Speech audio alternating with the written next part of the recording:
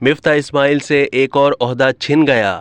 وزیراعظم شہباز شریف نے مفتاح اسماعیل کو چیئرمین ایکنک کے عہدے سے فارغ کر کے وفاقی وزیر خزانہ اسحاق ڈار کو قومی اقتصادی کونسل کی ایگزیکٹو کمیٹی کا چیئرمین تعینات کر دیا۔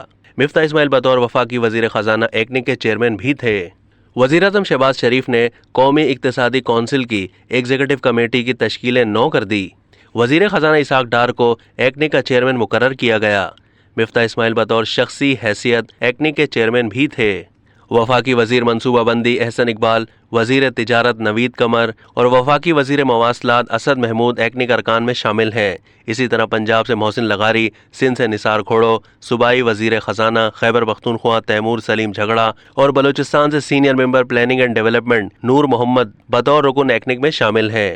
اب تک کے لیے اتنا ہی۔ مزید معلومات کے لیے ڈیلی جنگ کے یوٹیوب چینل کو سبسکرائب کیجیے۔